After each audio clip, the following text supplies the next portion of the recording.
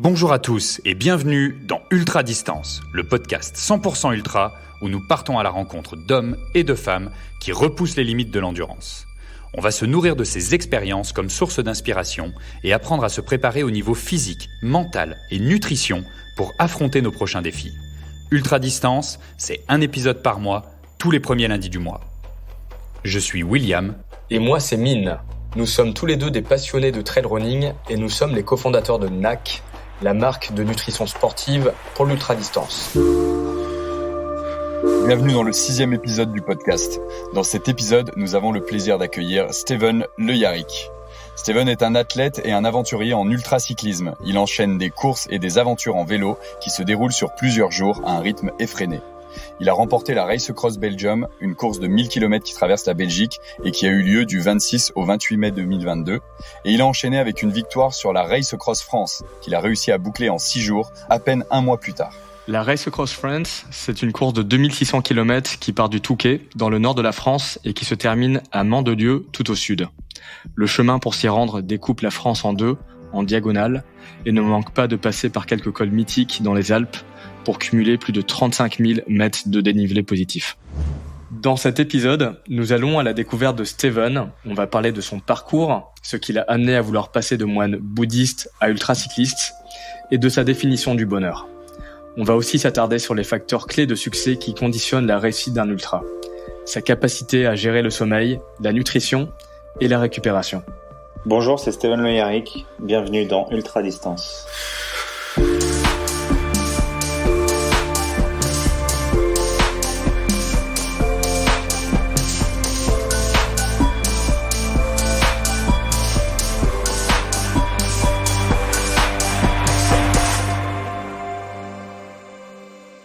Salut Steven, bienvenue dans le podcast. Salut Steven.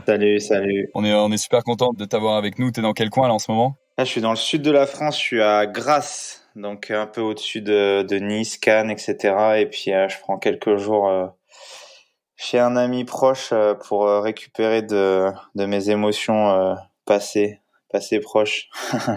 On parle évidemment de la Race Across France. Ouais, c'est ça. Ouais, j'ai fini l'épreuve il y a quelques jours maintenant, il y a 4-5 jours, et du coup, j'avais besoin de cette phase un peu de décompression, et puis c'était l'occasion de faire un point aussi sur tout ça, parce que c'est quand même des épreuves assez difficiles, assez longues, et puis qui vont chercher loin, parce que ça va chercher loin physiquement, mentalement, et puis après, au-delà de ça, psychologiquement, ça m'a tapé un peu, parce que je suis allé quand même loin. Enfin, on va en parler. Ouais, carrément. Et toi, Steven, ton expérience avec le vélo, c'est quoi ? Quand est-ce que tu as commencé à faire du vélo, et puis comment ça s'est prolongé dans ta carrière ? J'ai commencé le vélo, j'avais 5 ans et demi, au club cycliste Cournevien, dans les quartiers populaires du 93, à côté de Paris, en France, et j'avais des rêves de gosse de Tour de France. J'ai commencé la compétition donc à cet âge-là, 5-6 ans. J'ai passé un peu tous les niveaux jusqu'au niveau élite, où juste avant je passe en sport-études, je rencontre des gens qui sont quand même à un très haut niveau, je me rends compte physiquement je suis assez solide. Mentalement, j'ai toujours eu ce truc de manque de confiance en moi. Cette confiance, elle arrive avec des victoires, avec des rencontres, avec pas mal de difficultés aussi. Et puis après, au niveau élite, je passe les niveaux jusqu'à remporter pas mal de courses élites, mais surtout une victoire autour du Loir-et-Cher, qui était une classe 2, donc Continental 2.2. C'est les plus petites courses professionnelles qui existent en France et en Europe. Et après ça, j'arrête le vélo, peut-être un an plus tard, parce que en fait, je me rends compte que j'étais pas fait pour ça. Enfin, à cette époque-là, je me rends pas compte que je suis pas fait pour ça. Je me rends compte juste que je suis dégoûté du vélo et que je veux plus jamais en faire. T'avais quel âge là ? Là, j'arrête le vélo à ce niveau-là. J'avais 24 ans. Et il y avait autre chose, c'est qu'à 24 ans, quand tu fais du vélo, en fait, tu sors du niveau espoir, et on te fait fortement comprendre que t'es vieux, en fait, que t'es trop vieux et que t'es fini, quoi. Tu vois, moi, j'ai eu les générations qui sont arrivées, qui sont les générations dans un premier temps, les Bardet, Pinot, tout ça, et puis après il y a eu la génération Alaphilippe qui est arrivée 2 ans plus tard. Et là, quand je les ai vus arriver, tu vois, les générations Quintana, moi, je suis du même âge que Chris Froome, que j'ai vu arriver en Europe, qui m'impressionnait pas forcément, mais parce qu'il il arrivait du Kenya et tout ça, mais les générations Thibaut Pinot, Romain Bardet, tu vois, quand tu penses que t'es un grimpeur et que ces mecs-là arrivent à côté de toi dans un col, soit tu te poses des questions sur tout ce que t'as fait auparavant, soit tu te rends compte que t'es vraiment moins bon, quoi. Du coup, j'ai arrêté le vélo. J'ai repris des études de communication. Je suis devenu communicant pour des marques, des personnalités, des athlètes, jusqu'aux Jeux Olympiques à Rio, où j'étais communicant pour la Fédération française de triathlon. J'étais responsable de la com équipe de France, notamment, avec des athlètes comme Vincent Louis, Cassandre Beaugrand, enfin Dorian Coninx, etc.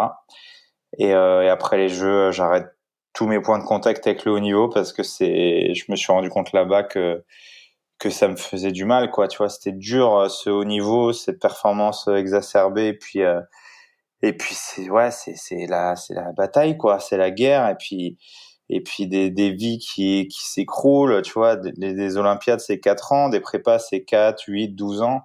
Et je voyais des gens passer qui n'arriveraient jamais à faire une performance, et puis qui maintenaient dans leur tête le rêve olympique, quoi. Et c'était dur. En fait, je me voyais à travers eux, et voilà. Et du coup, je me casse au Népal. Juste après, je fais 120 jours au Népal, de l'humanitaire, 20 jours de méditation silencieuse Vipassana, et je change de life, quoi.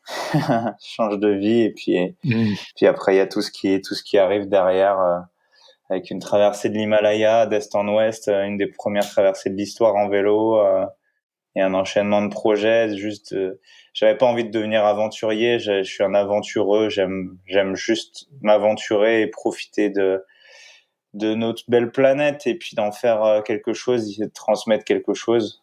Et aujourd'hui, c'est mon métier, c'est ma vie.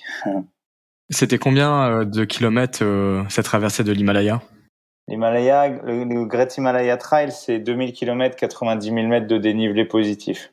Donc à vélo et à pied, 90 000 mètres, c'est de l'alpinisme avec un vélo, c'est porter un vélo sur des glaciers, c'est des fois faire des très très longues descentes, faire des montées j'ai monté une fois, c'était pas loin de 200 km, tu vois, et des moments extrêmement durs. Tout seul en autonomie? Ouais, après autonomie relative, parce que évidemment t'as des locaux sur la trace, t'as des lodges à des moments. Donc en fait, il y a autonomie et autonomie. C'est difficile de parler d'autonomie dans le monde dans lequel on vit. Et je vois beaucoup ce truc-là d'autonomie, tu vois, ou de semi-autonomie. Quand les gens me disent ouais, t'as gagné la Race Cross France sans autonomie, bah en fait, il y a une boulangerie tous les 10 bornes, donc évidemment que c'est de l'autonomie, mais c'est sûr que c'est plus d'autonomie qu'un gars qui a 2 voitures derrière lui. C'est de l'autonomie avec une carte de crédit, quoi. C'est ça, c'est de l'autonomie dans le monde dans lequel on vit, qui est vraiment facile. Bon, dans l'Himalaya, c'est un tout petit peu plus dur, et c'était un tout petit peu plus difficile de trouver à bouffer. Mais ouais, j'ai vécu un truc fort. J'ai voulu le faire avec il y a un movie maker qui est venu une grande partie de la trace. Il m'a quitté à quelques jours de la fin. Après, il est revenu juste pour l'arrivée. Mais il s'est blessé. Il y avait un Népalais aussi qui a passé une partie de la trace avec moi. Lui, il est retourné à Katmandou 2 fois. Il a pété son vélo. Il a été hospitalisé à la fin. Enfin, c'était très dur, en fait, psychologiquement et physiquement. Et on est tous un peu devenus barjots dans cette traversée. Moi y compris. Et voilà, j'ai mis 51 jours pour faire ça. Normalement, le Great Himalaya Trail, c'est entre 100 et 170 jours. Souvent, c'est le voyage d'une vie, tu vois. Les gens, ils se prennent 1 an pour le faire, ou 2 ans, ou 3 ans, et puis ils se le font, quoi. C'est quoi le profil de cette traversée-là, justement, en termes de nombre de kilomètres, de dénivelé, tu sais, c'est quoi les stats qu'on regarde sur une telle traversée? Ouais, c'est ça. Je t'ai dit 90 000 de D+. Bah, des fois, t'as des Jeep Road, t'as des routes de 4x4 qui sont, je sais pas, sur 2000, t'as peut-être 300 km de Jeep Road. Et après, t'as des singles assez engagés, mais c'est des chemins de trekking, en fait. C'est des chemins de randonnée. Mais chemins de randonnée, c'est pas les chemins de randonnée du camp de base de l'Everest, tu vois. ou des Annapurna, on les a fait, mais ça c'était limite les passages les plus faciles de la trace parce qu'il y a du passage, parce qu'il y a de l'argent, du coup il y a des rénovations des chemins qui sont assez régulières et les locaux peuvent vivre de ça, quoi. Donc c'est assez clean, mais il y a des régions où c'était très très compliqué, notamment le début autour de Kanchenjunga, donc troisième sommet du monde. Là c'est chaud, quoi. Là t'es au pied, t'es à Pirates des Caraïbes, et en haut t'as l'impression que t'es au pied de l'Everest, ce qui est un peu vrai, quoi, parce que t'as 5500 mètres au camp de base. Et c'est là le vrai départ du Great Himalaya Trail, quoi. Du coup, t'as 10 jours d'approche, puis après c'est parti, quoi. Sauf quand t'es un peu riche ou t'es un peu con et que tu prends un hélicoptère pour aller au camp de base, mais c'était pas trop mon délire. Qu'est-ce qui t'a donné envie de faire cette course-là, cette aventure dans l'Himalaya, qu'est-ce qui t'a donné envie de faire ça, ouais? En fait, quand la première fois que je passe 120 jours au Népal, j'avais décidé d'être heureux, j'avais décidé ce pays avait complètement changé ma vie, bouleversé pas mes certitudes, mais mes possibles attentes vis-à-vis de la vie dans laquelle j'étais, c'est-à-dire ça veut dire quoi réussir dans la vie, ça veut dire quoi être heureux, ça veut dire quoi être un homme, ça veut dire quoi être normal. Et en fait, j'ai appris à en avoir rien à foutre, en fait, à ce moment-là, et à me dire fais ce que tu as envie de faire, sois heureux. Alors c'est pas facile, quand je reviens de l'Himalaya la première fois, je fais d'autres projets, je traverse la France notamment en finissant par le GR20, et j'étais pas encore ce que je suis aujourd'hui. Enfin, il y a plein de combats intérieurs et j'en ai toujours, mais tu vois, j'avais décidé d'être heureux, en fait, et de plus être contraint par plein de trucs dans la vie qui me faisaient du mal, quoi. Et ouais, ça c'est. Est-ce que c'est Vipassana justement qui t'a permis d'amener ce déclencheur-là, ou comment t'es allé trouver cette Ouais, réponse-là, c'est et puis sûr. comment t'as trouvé la force de t'en foutre, tu vois, à un moment donné. Ouais, je fais Vipassana parce qu'on me disait que j'arriverais pas à faire Vipassana déjà, Le et je challenge, fais quoi. Vipassana.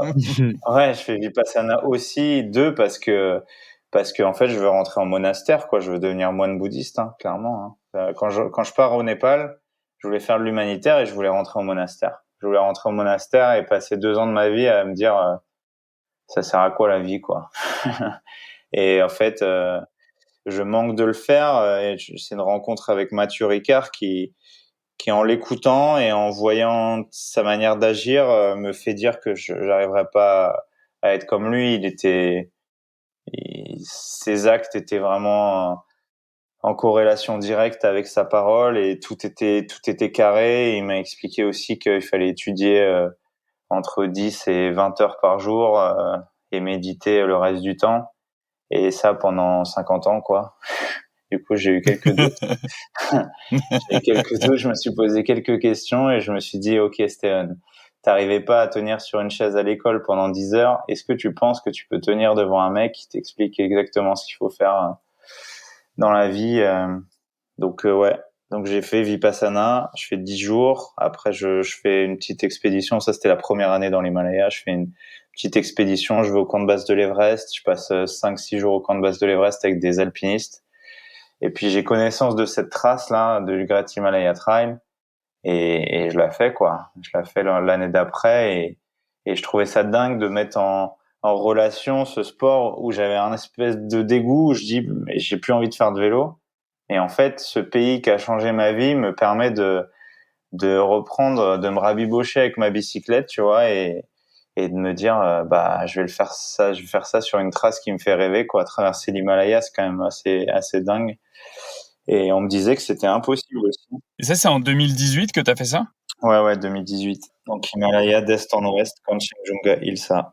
Donc ouais, Vipassana, ça a vraiment été un point de bascule. C'était un moment pivot parce que t'es passé vraiment du dégoût du vélo à vraiment revenir avec plus d'énergie, plus de force, plus de passion pour aller faire de l'ultra-distance. Ouais, j'avais de l'énergie, j'avais de la force, mais c'est pas le problème d'énergie ou de force, c'est la direction. Le problème des gens, c'est pas forcément l'énergie. Il y a plein de gens qui ont de l'énergie, de la force. Mais quand il n'y a pas de sens dans ta vie, c'est hyper difficile d'aller chercher quelque chose qui t'amène quelque part, tu vois. En fait, c'est le syndrome du truc où tu tournes en rond tout le temps et que tu gueules sur les autres parce qu'en fait, juste, t'es pas heureux. Parce que juste, il y a pas de sens dans ta life, quoi. Tu sais même pas qui t'es, tu sais même pas. Et c'est le chemin d'une vie. Le seul truc, c'est que moi, j'en avais marre de pas savoir, quoi. Et je dis pas que je sais aujourd'hui, mais je sais beaucoup mieux qui je suis, où je veux aller et pourquoi. Et puis j'avais envie d'être moi-même, quoi. Tu vois, il y avait plein de choses dans ma vie qui me faisaient dire, mais mec, c'est pas ta vie, quoi. C'est pas ta vie. J'étais avec une fille qui m'aimait éperdument, moi aussi, mais je lui ai dit, il faut que je fasse Vipassana, et elle comprenait pas. Elle me disait, mais qu'est-ce que tu vas faire là-bas? Enfin, Steven, t'es pas fait pour ça. Tout le monde me disait, mais t'es pas fait pour ça. Et en fait, je sais pas si on est fait pour quelque chose dans la vie. Moi, je l'ai fait. Vipassana, ça a simplifié des concepts dans ma tête. Ça m'a permis d'en mettre d'autres, des beaucoup plus simples et me dire, bah, en fait, t'as le droit d'être heureux, t'as le droit d'être toi-même et t'as le droit d'être bienveillant, t'as le droit d'avoir une vie aussi simple et t'as le droit de dire non, t'as le droit ouais, d'en avoir rien à foutre, en fait. Et pas toujours être le petit garçon, comme j'ai pu l'être quand j'étais jeune, à être parfait, à être le meilleur pour les autres, le plus gentil, le plus truc. Ouais, moulé par la société aussi. Ah bah bien sûr, être parfait, réussir, tu vois, ce mot réussir, ça veut dire quoi réussir? C'est quoi réussir ta vie, réussir ton bonheur, réussir pour tes parents, pour ta famille, tu vois? J'ai fait des études pour aussi leur faire plaisir, j'ai passé un master et en fait, je me rendais compte que ça change rien en fait. En fait, ouais, les gens sont contents, mais t'es dans ton tunnel de la maternelle jusqu'à l'école.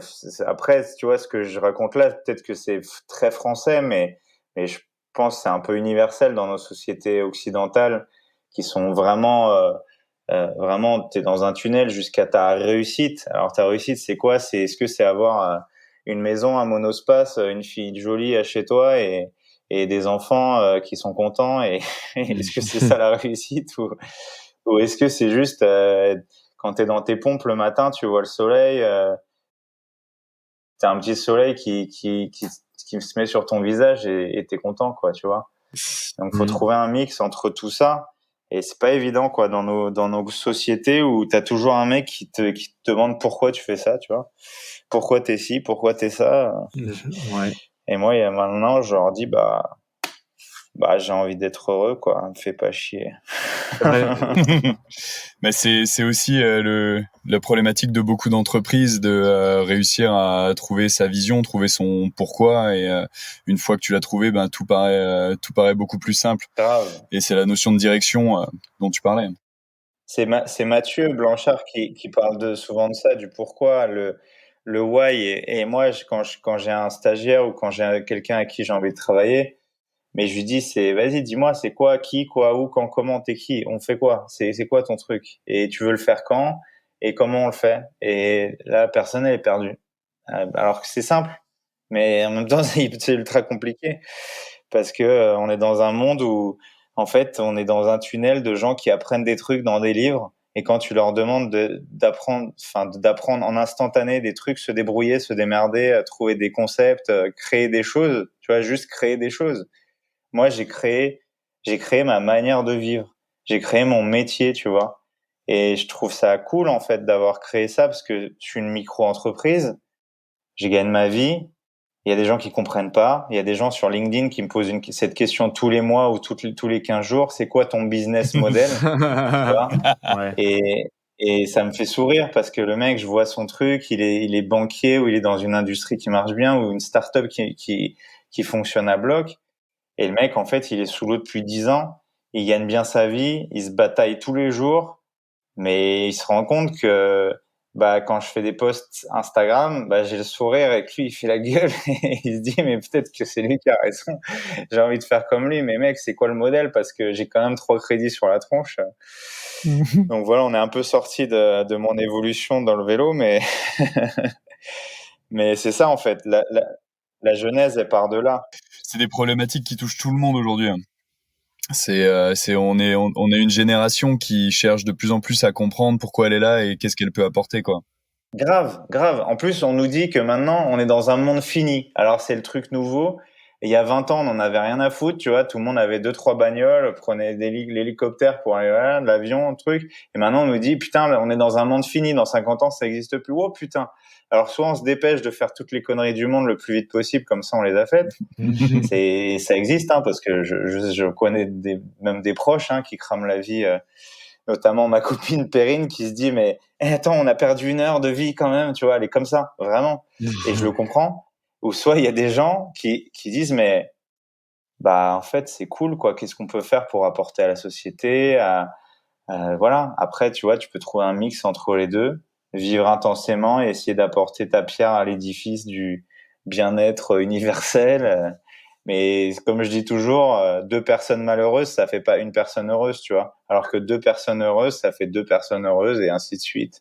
Parce que si tu ajoutes des gens malheureux dans une société, tu t'obtiendras jamais un cumul de gens hyper épanouis, hyper heureux. Le pire, c'est quand tu vas faire du vélo, quoi. Là, on a été faire du vélo encore ce matin, les gens sont déglingos, quoi.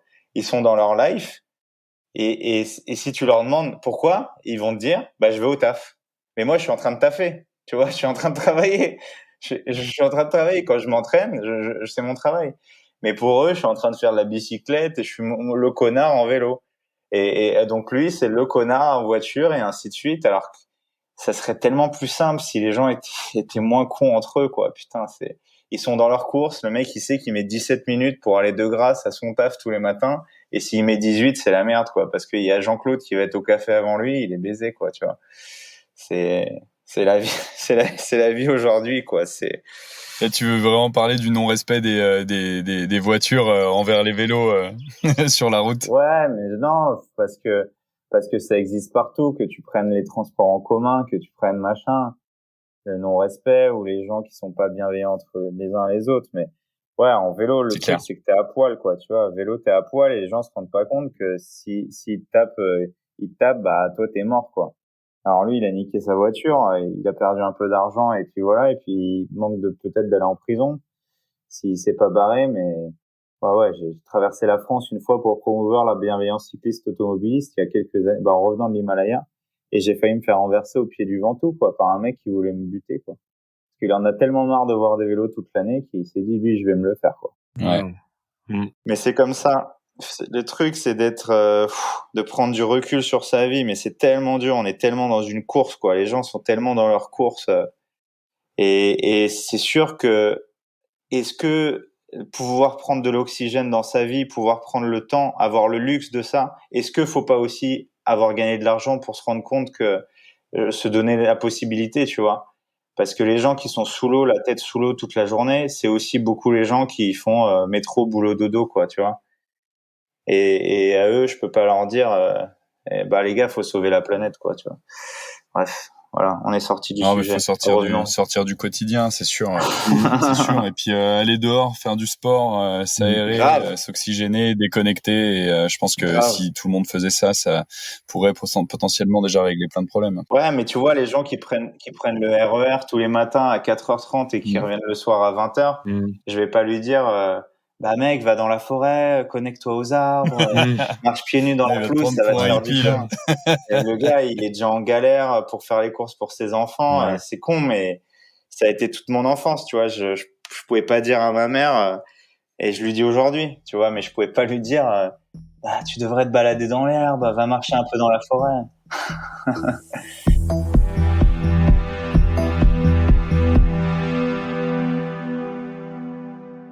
On retourne à ton parcours, Steven.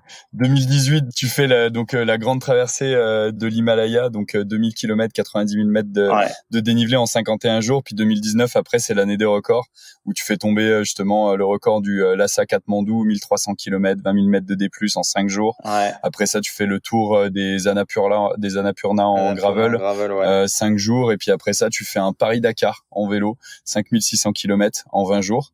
Et puis après ça, j'imagine que ça a été un peu les années Covid qui t'ont arrêté, mais t'as pas dû arrêter tes aventures pendant ce temps-là, non? Ouais, il y a eu le Covid. En fait, on était sur le lac Baïkal avec Perrine. On était en train de faire le record, mais au-delà du record, de vouloir juste le traverser, c'était déjà dingue. En vélo, donc on traverse. On a eu une merde à mi-parcours où il y avait 1,50 m de neige en fait. Du coup, on pouvait plus avancer. on se fait jumper un peu plus loin par des Russes, des pêcheurs russes. Ils nous jump de 150 ou 200 bornes, on finit. Et en fait, on finit, on se rend compte sur le Baïkal, faites attention au retour, il y a un truc qui s'appelle le Covid, on est confiné et tout. Je dis, ouais, on est confiné de quoi? Nous, on est dans notre tente, il fait moins 30 dehors, c'est ça le confinement, quoi, les gars. Et en fait, Perrine arrive à l'aéroport à Moscou et on lui dit, faites attention, madame, parce que quand vous allez arriver, c'est possible que la frontière au Qatar, elle travaillait au Qatar à l'époque, elle va peut-être être fermée. Et à 15 minutes près, elle peut pas rentrer au Qatar. Elle travaillait pour l'État qatari. Donc, Being Sport, elle travaillait pour une chaîne de télévision qui s'appelle Being Sport, qui appartient à l'État. Et pour 15 minutes, elle a perdu son emploi, elle a perdu sa vie là-bas, son appartement, elle a tout perdu. Et moi, je reviens, j'ai pas perdu grand-chose, hormis le fait que je pouvais pas sortir pendant 3 mois comme tout le monde, ou je sais plus combien de mois. Wow.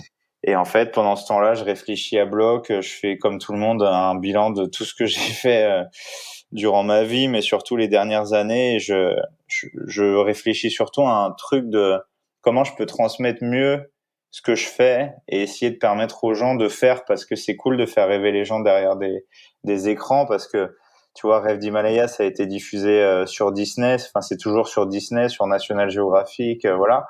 Donc c'est cool. Paris-Dakar, c'est toujours sur YouTube et ça fait rêver les gens, c'est génial. Mais comment tu mets les gens en action? Et j'ai monté un petit truc qui s'appelle Gravelman, tu vois, dont l'objectif est d'emmener les gens à l'aventure sur 300 kilomètres, donc un week-end en gros. Et je monte ça pendant le Covid, en fait. Et je me dis, mais... Et puis surtout, les gens, ils devenaient dingues, hein, clairement, pendant le Covid. T'avais les gens qui arrivaient à aller un peu dehors, et puis les autres qui se disaient, laissez-nous sortir, quoi. Et puis je monte ça pendant le Covid, et puis en fait, c'est une de mes sources de revenus principales. Et puis, Ouais, puis t'as quoi? T'as 8 courses dans l'année? ouais, plus que 10? ça, ouais, 10, 12, ouais, j'ai 1000 participants par an, un peu plus même. Ouais, c'est énorme. Là, j'ai 8 dates annoncées, mais en moyenne, c'est 10 dates par an, 10, 12, et surtout des gens hyper heureux, des gens de tous les univers, toutes les catégories socio-professionnelles qui se regroupent le temps d'un week-end sur des chemins en France ou en Europe pour l'instant. Et c'est trop bien, quoi, tu vois, parce que j'ai des trailers, j'ai beaucoup de triathlètes, j'ai beaucoup de cyclistes, j'ai beaucoup de gens qui faisaient pas du tout de vélo avant le confinement, et puis maintenant qui se font des trucs de 300 ou 1000 bornes. Et c'est génial, je trouve, tu vois, d'amener des gens vers ça. Et Tu vois vraiment qu'il y a un engouement pour l'ultra-distance? ouais, pour l'ultra distance. En fait, au-delà de l'ultra distance, le dehors, quoi. Juste se barrer dehors, essayer de pouvoir être dehors et de sortir et d'aller de se dépasser, de se retrouver intérieurement dans des univers plus ou moins hostiles, tu vois, parce que c'est sûr, quand tu fais le tour du Mont Blanc en gravel, comme je l'organise, il y a des moments où c'est un peu difficile, tu vois, clairement, clairement. Quand, quand tu fais Grand Col Ferret avec un gravel, ouais, il y a un moment quand les gens me disent, mais tu crois que je vais tout passer en vélo? Ouais, il y en a qui ont essayé, mais ils ont jamais réussi parce que parce que c'est impossible. Mais mais à côté de ça, ouais, il y a un engouement, il y a une passion, et il y a surtout des gens qui ont envie ça les rend heureux, en fait. Ça les rend fiers d'eux, ça les rend heureux, ça les fait grandir, ça les apaise, du coup, au quotidien chez eux. Moi, j'ai des femmes de gravelman ou des copains de femmes qui sont gravelman et qui viennent et qui me disent merci, mec, parce qu'on en avait ras le cul des Ironman. On en avait marre on en avait marre. Ouais, je pense que les gens, ils cherchent un peu sortir des sentiers battus. Ah ouais, Ouais, ils en ont marre de la route. Donc il y a énormément de gens qui passent de la route au sentier, au gravel. Et puis c'est pas que la route, c'est ce truc de performance, en fait, pure et dure. Il y en avait qui avaient juste envie de prendre une balise et de partir à l'aventure, de suivre le chemin que je leur ai tracé, du coup le chemin de quelqu'un qui a fait des trucs plus ou moins difficiles ou extraordinaires, mais et suivre un peu ma manière de penser, quoi. Et soit tu l'acceptes pas. J'ai eu des abandons, des gens en colère, des gens qui me disent mais c'est pas du gravel, mais c'est trop dur, mais c'est trop engagé.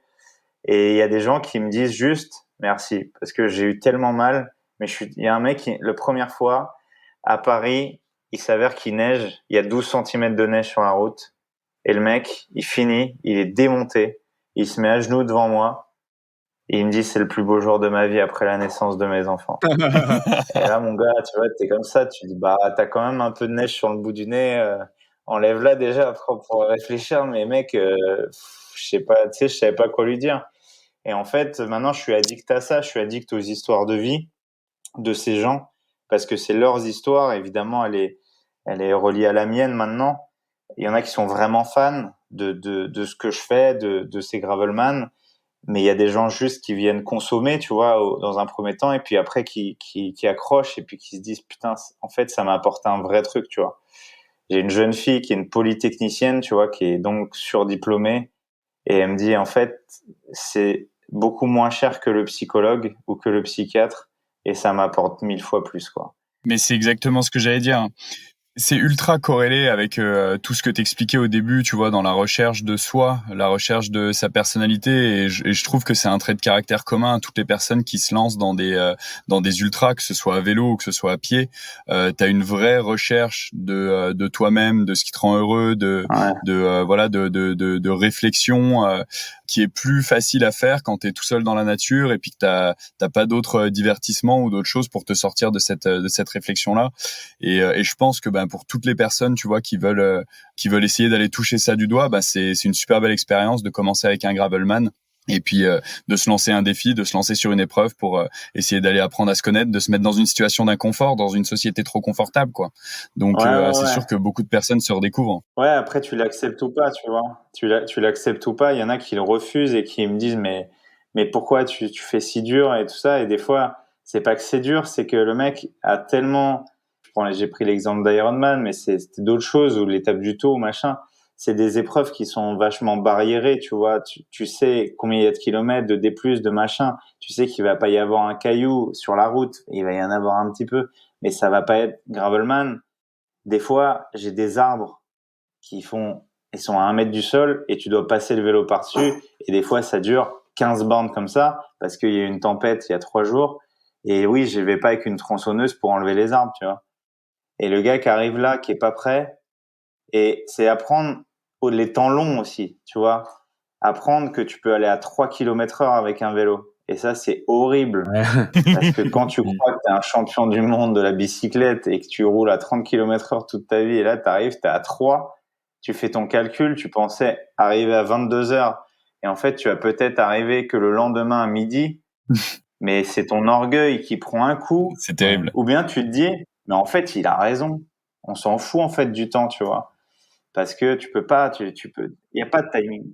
Les gens, ils en ont marre de regarder leur montre. Ils sont plus, tu sais, à la recherche d'imprévus, d'aventures. Parce que c'est clair qu'un Ironman ou un triathlon, tu sais, c'est ultra timé. Tu sais, tu veux vraiment y aller pour le temps. Alors que là, ce qui est bien, c'est que c'est l'imprévu et tu sais jamais ce qui t'attend sur la route, sur le sentier. Ouais. T'as un imprévu, peut-être que tu vas pas finir la course.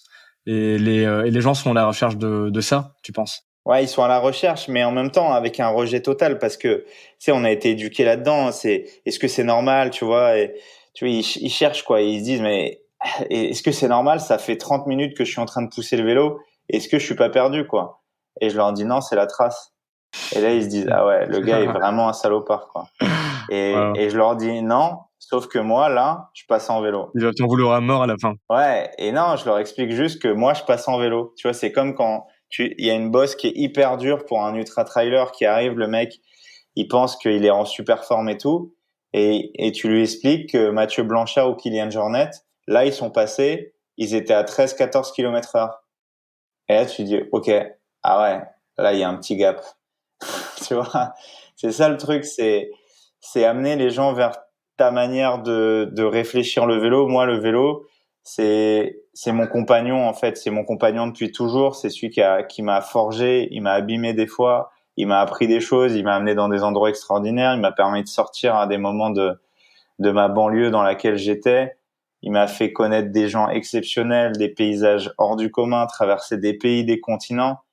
Des fois, il m'a fait super mal, mais au fond du fond, il m'a fait vivre des choses de dingue, tu vois. Et ça, je veux le transmettre aux gens parce que ça, en fait, un vélo, ça coûte rien. Une fois que t'es sur ton vélo, t'es t'es libre, quoi. C'est ça, en fait, qui est dur à accepter pour les gens aussi, c'est qu'ils se rendent compte que, en fait, dans leur vie, ils sont pas putain de libres, quoi. Ouais. Des fois, quand ils s'en rendent compte sur Gravelman, il y a des mecs qui ont arrêté de bosser, quoi. Clairement.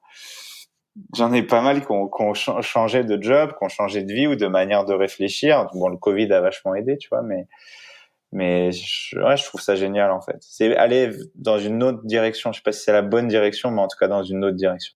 Incroyable, ouais, c'est vraiment des expériences transformatives, comme t'as pu le vivre, et comme tu le dis, c'est des expériences maintenant qui sont reliées à toi. Si tu l'acceptes, parce qu'il y en a qui font l'UTMB, ils vont être à côté de toi, ils ont pas vécu la même course, quoi. On peut faire la transition sur Race Across France, mais là, j'ai doublé des gens sur Race Across France. Ils étaient pas dans la même course que moi, quoi. Le gars, il était en train de me poser la question, est-ce que tu rentres à Lyon? Est-ce que tu peux me ramener? Et en fait, j'étais en train de me dire, j'ai fait 2200 km pour que le gars, il me dise à 300 bornes de l'arrivée, est-ce que tu peux me ramener à Lyon, tu vois? En fait, j'en avais rien à faire de rentrer à Lyon. Moi, je voulais juste arriver à Mandelieu et à me dire, tu l'as fait, quoi. Tu vois, le reste, la vie d'après, d'avant, ça n'existe pas quand je suis dans ce truc-là, même dans mes aventures. Le reste, je m'en fous. Ce qui compte, c'est moi, ma relation avec les gens, transmettre, leur donner envie de faire, leur donner envie de rêver, de réaliser des choses. Mais le reste, j'en ai rien à foutre de si j'ai perdu les clés de ma bagnole ou machin. Pour transitionner avec le Race Across France, donc outre les courses que tu organises, Gravelman, etc. Donc t'as fait le Race Across Belgium, qui était un 1000 km. Ouais. Et puis après t'as enchaîné direct avec le Race Across France, donc qui est 2600 km. T'as fini premier, donc 2600 km, 35 000 mètres de dénivelé. Pour les auditeurs qui nous écoutent, est-ce que tu peux nous en dire plus sur ce concept? C'est beaucoup, déjà. Non, mais ouais, pour moi, tu vois, j'avais envie de faire ça. En fait, j'avais promis à l'organisateur Arnaud Manzanini je lui avais dit le jour, moi, je viens du nord de la France. Je suis breton et j'ai été élevé un peu, beaucoup quand même, à côté en région parisienne et un peu partout en France. Mais pour moi, la route des vacances, c'est d'aller vers le sud, bordel, quoi. C'est pas d'aller vers le nord. Et sa trace, historiquement, elle faisait Mandelieu-la-Napoule, donc Cannes, quoi, jusqu'à Haut-Touquet. Donc, donc le nord, quoi, Nord-Pas-de-Calais. Et moi, dans je la veux dans l'autre sens. Ah ouais, je dis putain, si tu changes le sens, je viens, quoi. Et il a changé le sens et il a rajouté des cols. Et pas des moindres, avec le Glandon, avec des variantes un peu costauds, donc 3-4 cols un peu durs. Il y a le Mont Ventoux, Garivier, Alpe d'Huez, la Colombière aussi. le col du Galibier. Ouais, par Sarenne qui est encore plus dur. Ouais, Galibier, Sarenne, Télégraphe, et juste avant, qu'est-ce qu'on a? L'Iseran, tu vois, l'Iseran, c'est quand même 70 km de montée quand même, tu vois, si tu pars du pied. Cormet-de-Roseland, les Saisies, Mégève, la Colombière qui est l'un des premiers qu'on monte. Tu vois, t'enchaînes tout ça en fait. T'as ce bloc là central qui est les Alpes, qui est monumental, comme je dis souvent en rigolant, ostentatoire, qui fait bien mal et tu flippes de ça. Et du coup, tu pars du nord. Là, du coup, on est parti du Touquet et ça part dans le niveau dans lequel je suis très très vite. Ça part aussi vite que peut l'être certains triathlons de longue distance. C'est-à-dire que les premiers ont fait 38 de moyenne, je crois, dans les 2 premières heures. Et nous, moi, je dois faire 35, 36. Après, j'ai ralenti un peu, et tu sais que tu pars sur un vélo qui est chargé en plus, quoi. Sur un vélo qui est un peu chargé, bon, il y a 3 drop bags, 3 CP où tu peux laisser des affaires, laisser un peu de ravito. Moi, c'est ce que je faisais. T'anticipes tes vêtements, tu vois. Par exemple, tu prends pas les mêmes vêtements, évidemment, pour passer l'Iseran que pour le sud de la France. Même si le Ventoux, ça pouvait, parce qu'on finit par le Ventoux, avant de descendre dans le sud. Et je m'étais tablé, je pense que moi je me table toujours sur le record, tu vois, je me dis bon le record dans l'autre sens c'était ça, détenu par Omar Di Felice, un garçon italien que je connais très bien. Mais en fait ce sens-là, il était plus dur et il y avait plus de cols, plus de trucs. Et dans les premières 24 heures, je fais je sais plus c'est 636 ou 667 km. Donc c'est parti assez vite. C'est assez énorme. Solide. Et ça part fort, quoi. Tu vois, tu passes, tu traverses tu fais Nord-Pas-de-Calais, Normandie, Bretagne, et puis après ça enchaîne après par le centre de la France, tu vois, Nevers, machin truc, tu vas chercher Guignon, tu vas chercher au-dessus de Lyon, et puis après ça arrive dans les Alpes assez vite. Mais moi, ma stratégie, c'est il y a un départ, une arrivée, entre les deux, bah tu te débrouilles quoi, et tu vas le plus vite possible. Et j'ai dormi un peu plus de 10, on va dire 12 fois 5 minutes sur ces 6 jours, et deux nappes, deux siestes un peu plus grosses, un peu plus de 20 minutes, je pense. Mais c'est les seuls moments où j'ai dormi pendant ces 6 jours, quoi. Donc, T'as genre dormi 2 heures en 6 J'ai jours. dormi un peu moins de 2 heures, Ouais. je pense, ouais. donc comment ça se passe? Tu le mets sur le teco? J'ai 20 heures de pause sur 135. Tu le mets sur le teco, tu mets une alarme, 5 minutes, et boum, tu repars, quoi. Ouais, c'est exactement ça. Je me jette par terre sur le côté, je mets une alarme, je mets 2 alarmes, une à 5, une à 7, et je me mets sur le côté un peu en sécurité. Je pose mon vélo, j'éteins aucune lampe si c'est la nuit. Si c'est le jour, voilà, je me mets dans un côté où il n'y a pas forcément de lumière, et puis soit je me mets un bandeau sur les yeux, soit je le mets pas, parce que clairement au bout de 3 jours, quand t'as pas dormi, que tu mettes un bandeau ou pas, t'es défoncé, quoi. Et puis voilà, et puis tu te reposes si tu peux, si tu y arrives. Est-ce que ces micro-siestes, tu les prends à des moments timés, ou est-ce que vraiment tu pousses la machine à bout et quand t'en peux plus, Non. tu prends une sieste? Ah ouais, bah de toute façon, souvent c'est rarement le jour, hein, sauf sur les derniers jours où j'ai fait ça le jour, genre à Gréoux-les-Bains, pas très loin du Ventoux aussi, où je sentais que bon, j'avais 70 ou 80 kilomètres d'avance, du coup je me suis permis de faire des petites siestes de 5-7 minutes, voilà, plein après-midi. Mais sinon, c'est souvent la nuit, quoi. Parce que je pars du principe que, bah, du moment que t'avances, tu vas toujours plus vite qu'un gars qui est en train de dormir, quoi. Est-ce que t'es le seul à avoir une stratégie avec aussi peu de sommeil, ou est-ce que c'est courant dans tous les personnes qui font la course? Non, le meilleur du monde, Sofiane Seili, il est un peu comme moi. Mais je sais pas s'il fait des 5 minutes, Sofiane. Sofiane, lui, il a une autre stratégie, c'est-à-dire que déjà, lui, il pousse entre 70 et 80 heures sans dormir. C'est un des seuls au monde à pouvoir faire ça. Et après, il essaie de dormir dans des lieux chauds et fixes s'il peut. Et il pousse au max à chaque fois. Hôtel, douche, il change toutes ses fringues, il les lave et tout ça. Et après, il repart à neuf. Et voilà. Et James Hayden, qui a gagné 2 fois la Transcontinental Race, lui, je crois que c'est tous les 70 heures. Lui, toutes les 70 heures, il fait un gros bloc, ouais. Donc voilà, il y en a un autre, c'est 45 heures, quoi. Je sais plus qui c'est 45 heures. Après, Lyle Wilcox, ça fait au feeling, je crois. Ouais. Chacun son truc. En fait, moi, c'est ma stratégie, parce que je me suis rendu compte l'année dernière, j'ai gagné la Northscape 4000 qui fait ses 4436 km. J'ai mis 10 jours, j'ai battu le record de 30 heures.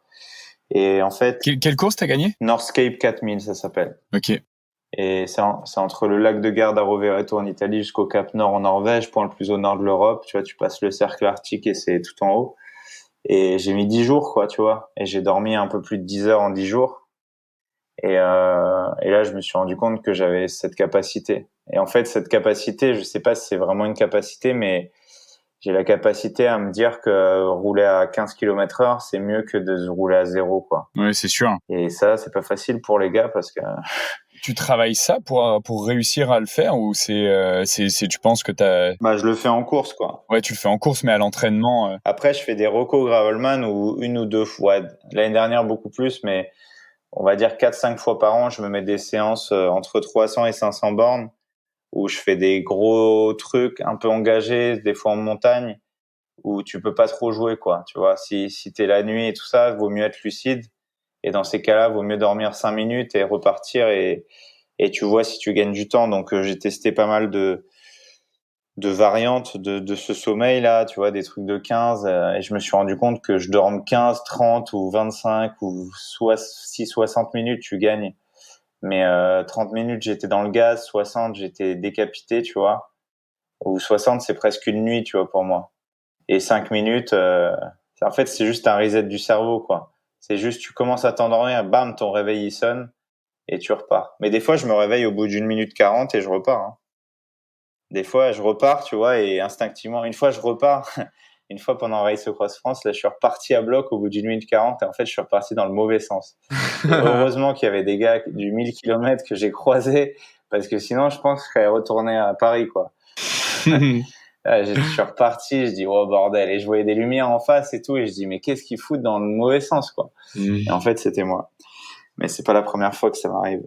Et du coup, en 5 minutes, t'arrives à reset et à repartir, à recharger un peu les batteries Ouais. Et là, tu peux renquiller sur encore une longue période à pousser sur les pédales, quoi. Ouais. Après, quand je suis vraiment mort, je fais des 5 minutes presque toutes les heures, quoi. Parce que quand je suis vraiment mort, en fait, je calcule simple, hein.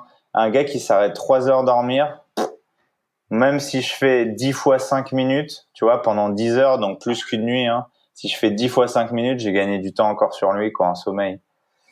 Et évidemment, il sera plus frais que moi, peut-être, hein. Mais je me suis rendu compte sur Northscape et sur d'autres épreuves où j'ai fait des bons résultats que les gars, j'étais aussi fort qu'eux en activité, hein, qu'ils aient dormi, pas dormi, quoi. Après, les 2 derniers jours là sur la course, j'étais mort, quoi. Clairement, c'était dur, quoi. Quand t'as des gens qui te doublent, tu te dis, ouais, t'arrives pas à prendre les roues. Il y a des gens qui sont venus me rejoindre sur la route et tout. Ils se rendaient pas compte à quel point j'étais mort. Tu vois, dans le Ventoux, j'étais à un moment en dessous des 6 km/h, quoi. Quand tu sais que ça fait 24 km, tu réfléchis, quoi. Et je t'ai déjà entendu parler d'auto-hypnose et tout. Ouais. Est-ce que justement tu travailles certaines techniques pour arriver à récupérer d'une manière ou d'une autre quand tu pédales ou justement quand tu dors pour avoir une capacité à mieux récupérer dans ton sommeil ou... Ouais, je le fais sur le vélo. Bon, je fais aussi. En fait, c'est comme des méditations, hein. Tu sais, quand tu dors 5 minutes, c'est rien d'autre que une méditation. Après, si tu pars dans ton sommeil et que le réveil, il te réveille, bon, c'est comme ça, mais t'es parti, quoi, tu vois. T'es parti. Et l'auto-hypnose, ouais, il y a un peu de ça. Après, j'ai calmé un peu parce que sur l'Italy Divide où je fais il y a 2 mois, là, je fais deuxième, une course, pareil, de 3400 km en 5 jours. Très, très difficile physiquement, du VTT, tout ça. Toi, t'as fait l'Italy Divide, la Race Across Belgium et puis là, la Race Across France en 3 mois. Ouais, quoi. juste avant le marathon des sables, ouais. Ouais. Aïe, aïe. Ouais. Est-ce que tu peux expliquer un peu plus en détail pour nos auditeurs, c'est quoi l'auto-hypnose là quand t'es sur ton vélo? Ah, l'auto-hypnose, en fait, c'est simple, c'est que j'essaie de me permettre d'être dans un espèce de semi-sommeil, tu vois, un espèce de truc d'apaisement, de semi-sommeil qui est dangereux parce qu'il est presque naturel quand tu fais de l'ultra. Quand t'es à pied, par exemple, en randonnée, tu peux le faire, c'est assez facile en montée, mais si tu le fais en descente, c'est dangereux. Et le problème sur l'Italy Divide, c'est que je l'ai fait, je venais de dormir et je sentais que j'avais pas assez dormi et j'ai dit, bon, je vais essayer d'activer quelque chose. Et je suis rentré dans un jeu à la con, c'est-à-dire que j'ai essayé de fermer les yeux le plus longtemps possible. Et à un moment, j'ai pas rouvert les yeux, quoi. Et je me suis retrouvé par terre dans un arbre.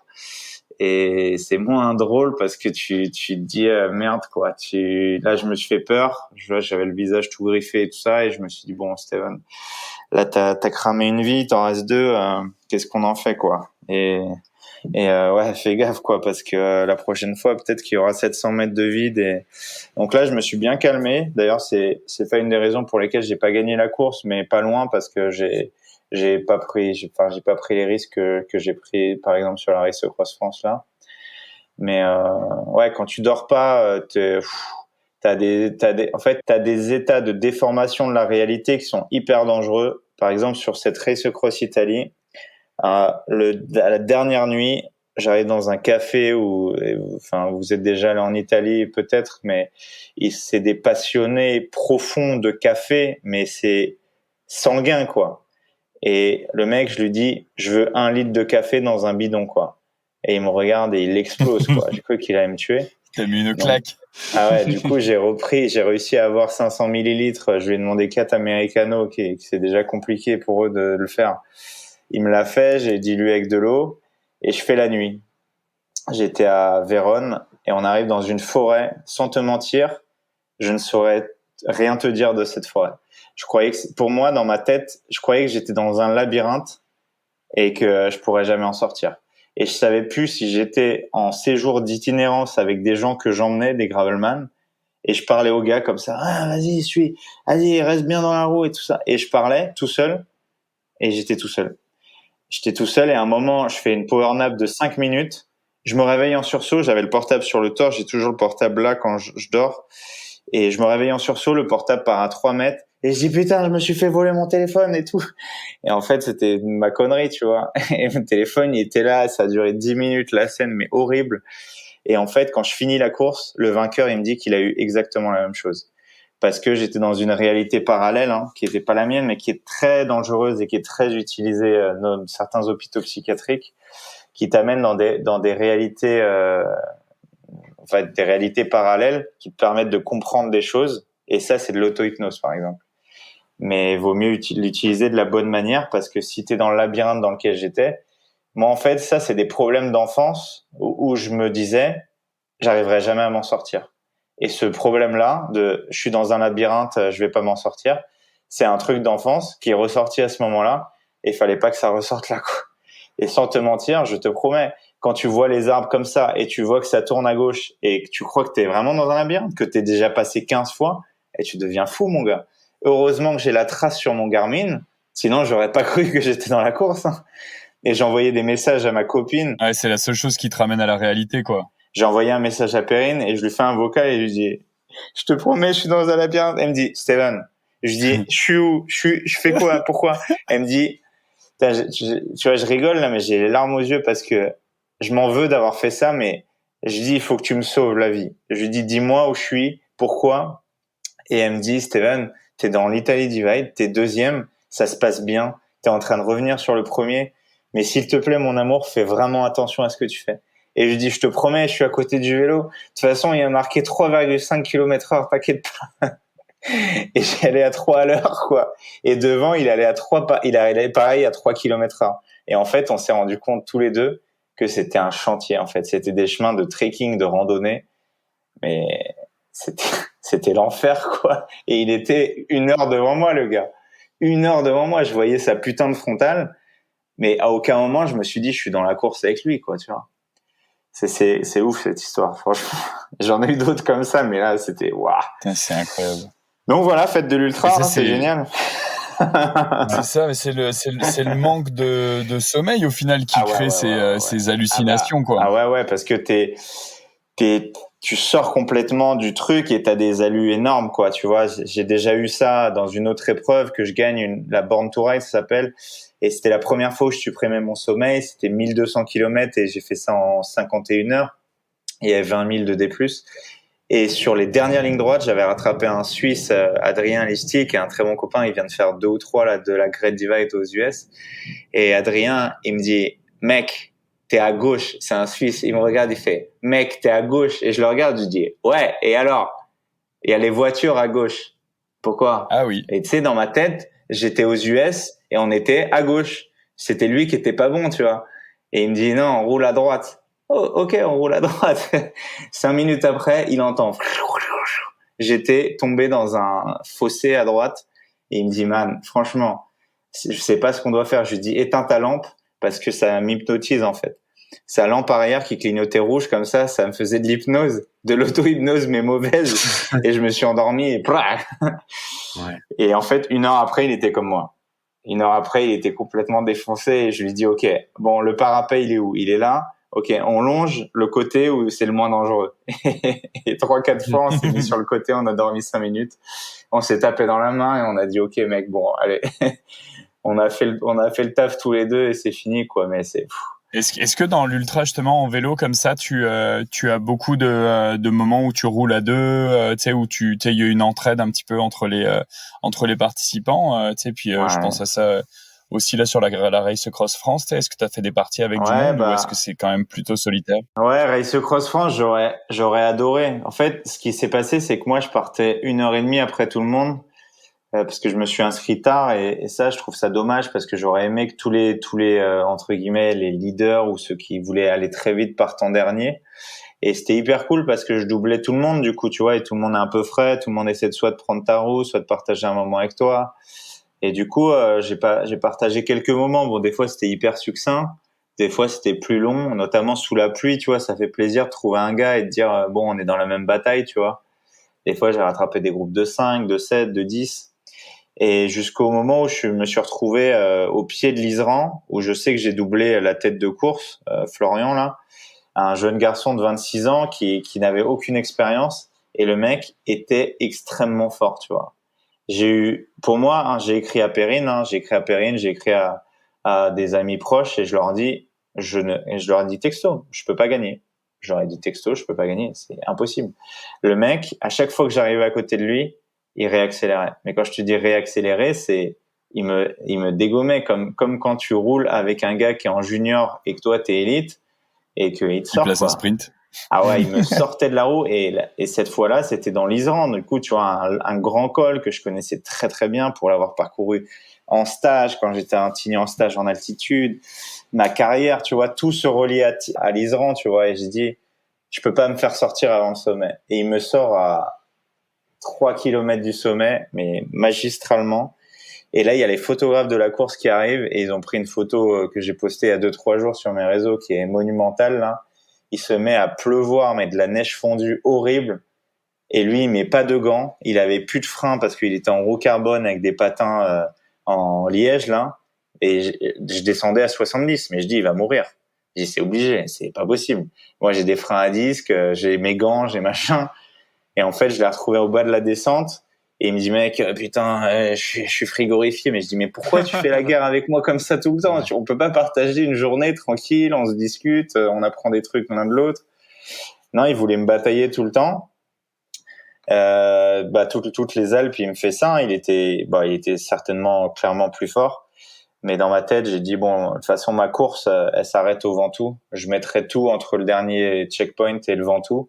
Il y avait tout le Vercors à monter que je connaissais bien et qui est une région qui est assez touchy, qui est pas très très dure, tu vois, c'est des cols entre 7 et 15, entre 5 et 7%, mais qui peuvent vraiment faire mal quand il fait chaud.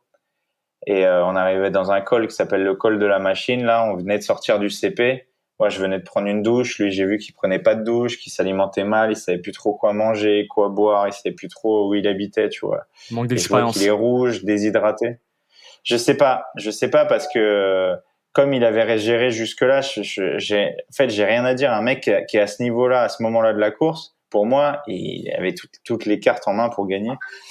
Et quand je le vois tituber dans la montée, il y avait un gars dans ma roue, un fan là, et il me dit, il a pas l'air bien. Je dis ouais, t'inquiète. Et dans ma tête, je me suis remis en fait, quand tu m'attaques comme ça toute une course, il y a un moment où l'espèce de lion qui est en moi, le tigre plutôt, il s'est réveillé et j'ai dit, je vais tout mettre sur 2 heures, mais au bout de 2 heures, on fera un point, mec. Franchement, c'est parti, quoi. Et j'ai tout mis jusqu'en haut et en haut, j'avais 30 ou 45 minutes d'avance sur lui, quoi, sur un col.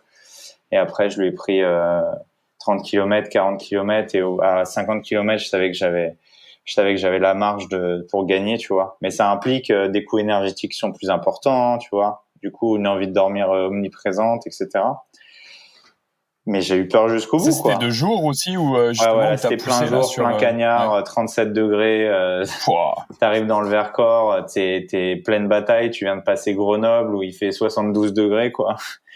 Et en fait, il avait pas pu s'alimenter parce que, en fait, je l'ai poussé de jour comme de nuit à réduire son sommeil, réduire ses stops, réduire ses arrêts boulangerie, machin truc, réduire ses remplissages de bidons, réduire ce qu'il voulait mettre dans ses bidons, etc.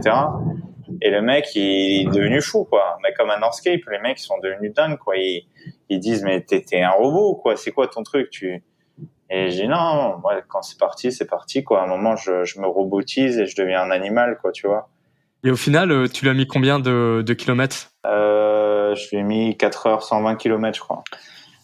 Mais je crois que le 3e, il prend 180 ou 200. Mais le 6e, il prend 400 km, je crois. Putain. Quand tu te dis go, là je pousse pendant 2 heures jusqu'au sommet du Ventoux là. Ouais. Est-ce que tu changes ta stratégie de nutrition à ce moment-là? Est-ce que tu bascules sur Là, j'ai pris 2 gorgées sans te mentir. J'ai pris 2 gorgées en me disant hasta la vista, quoi. Parce que là, j'ai dit, j'ai bouffé un truc au CP. Au CP, j'ai mangé. J'avais une barre. J'ai mangé une moitié de NAC, une moitié de barre Morten que j'avais. Je l'ai regardé. J'ai descendu un bidon votre boisson là, où il y a des électrolytes et tout ça, là, Ultra, je crois, c'est ça? L'Ultra Énergie, ouais. Et Ouais, j'ai descendu un demi-bidon parce que j'arrivais pas à le finir, tu vois. Je dis, le finis pas, vide-le.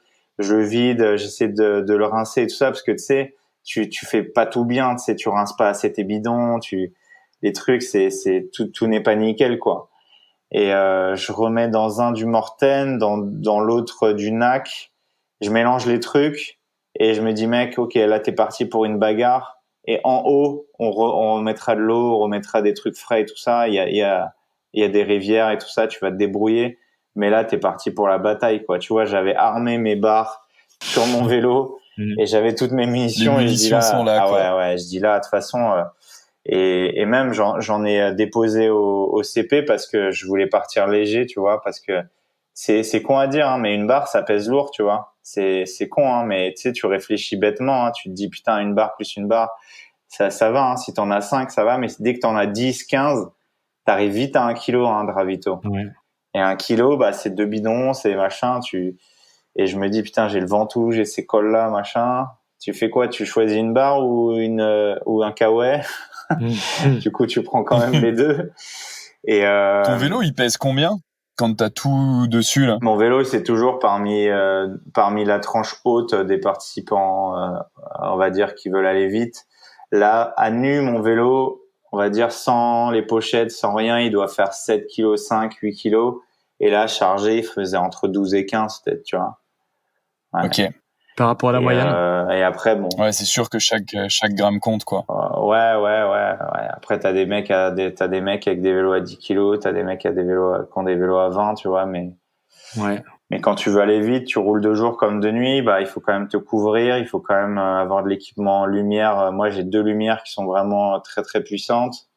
Derrière, j'ai deux lights aussi, tu vois, j'ai pas mal de trucs qui font que c'est assez lourd, quoi. Tu vois. Et donc, pour revenir sur la partie nutrition. En bouffe, tu traînes quoi exactement En bouffe, ma stratégie, elle était, je pense, j'avais au départ du Touquet, j'avais 10 barres NAC, j'avais, je crois, 10 barres Morten, j'avais 7 ou 8 Morten, j'avais 2 bidons de NAC déjà sur mon vélo et j'essayais au maximum de privilégier le salé au sucré. Enfin, je parle du sucré dégueulasse, tu vois, du sucré, on va dire, industriel, boulangerie et tout ça, même si il y a des fois où j'adore ça. Mais c'était compliqué de me dire qu'est-ce que je fais pour 2600 bornes. Et en fait, j'ai découpé en 5 et à me dire j'ai des ravitaux sur les points de CP, tu vois, il y avait des checkpoints 3 fois. Et là, j'avais préparé des trucs. En fait, je rechargeais presque à 100% tout ce que j'avais, tu vois. Je repartais avec 6 Morten, avec des barnacs dans mes poches, et puis voilà, quoi. Mais en fait, au bout d'un moment, que ça soit du NAC, du Morten, du truc, t'en peux plus, en fait. Et ça devenait mes cartouches de soldat, quoi. Tu vois, où là, j'étais vraiment, pour moi, la nuit, c'était dans la tranchée, quoi, tu vois. Et ça, je les mangeais la nuit. Et c'est parce que je savais qu'elles étaient caféinées aussi, tu vois, les barnacs notamment. Et du coup, je les utilisais la nuit parce que ça me faisait du bien, quoi. Et puis la nuit, surtout, tu vas pas tomber sur une boulangerie qui est ouverte à 2h du matin. Ah, coucou, aujourd'hui on est ouvert à 2h du matin. ça arrive pas, tu vois, ou bien en plein milieu de l'Iseran. Alors, ravito surprise, les gars.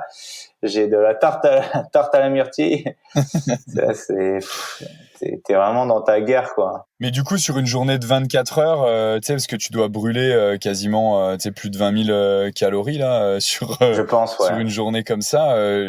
C'est quoi ta stratégie de nutrition? Quand est-ce que tu manges? Puis c'est quoi les typologies de choses que tu manges, quoi? J'imagine peut-être t'as besoin de manger de la vraie bouffe, ou pas juste être sur de la nutrition sportive. Ouais, des fois je me fais. En fait, le matin, ouverture de la première boulangerie, je m'achète 1 ou 2 quiches. Je prends 2 ou 3 boissons sucrées, tu vois, qui me réhydratent. Genre du coca ou des trucs comme ça? Pas coca, mais genre je suis addict à Ice Tea pour l'ultra, tu vois. Ouais. Du Lipton là où ça en fait j'ai remarqué que ça me faisait du bien au bide en fait, je sais pas pourquoi, et ça me réhydrate grave. Et le coca en fait, je le prends vraiment dans des phases. Par exemple, au départ, j'ai senti au bout de 300 bornes que j'étais moyen, quoi, au niveau du bide. Tu vois, je pense que c'est le stress du départ. Et je me suis pris tout de suite une bouteille de 500 millilitres de coca, tu vois. Et en fait, le gaz, il s'enlevait parce que ça se secouait dans mon dos. Et ça, je l'ai bu, quoi. Tu vois, je l'ai bu de la nuit un peu. Ça m'a remis bien. Et j'ai rempli une fois un bidon de 750 millilitres de coca, mais après, j'ai calmé un peu le coca, sauf, tu vois, après, j'en avais plus trop besoin, mais c'était vraiment iced tea. Après 2-3 conneries. Ici, une fois, j'ai fait jus de fruits. J'ai mélangé avec de l'eau parce que j'avais plus de produits énergétiques. Mais en gros, ouais, première boulangerie, je prends 2 trucs salés. Des fois, je me prends un sandwich pour la journée, tu vois. Des fois, des gros sandwichs, tu mets dans la poche du milieu derrière ou dans tes pochettes. Et puis après, des conneries, quoi. Des pains au chocolat, ce que t'as envie, en fait. Il y a des trucs qui te donnent pas du tout envie. Il y a des trucs qui te donnent envie. Après, je me suis jamais arrêté pour manger un plat de pâtes au resto, tu vois, clairement. Est-ce que tu as un objectif d'apport calorique par heure? Est-ce que tu te dis, voilà, tous les heures, il faut que je non, mange? j'arrive pas. Tu vas vraiment au feeling? Ouais, bah déjà, ce qui rentre dans mon corps, quoi. Ce que j'arrive à ingurgiter parce qu'au bout d'un moment, t'as plus envie, quoi. T'as plus envie et à un moment, en fait, ton cerveau, il est assez bien fait, c'est-à-dire qu'il va te donner le signal, ah, j'ai envie d'un bout de pizza, tu vois. Et là, il y a une boulangerie d'ouverte, 50 bornes après, et il y a un bout de pizza ou un bout de quiche, bah, tu vas la manger. Mais ouais, au bout d'un moment, il donne plus le signal.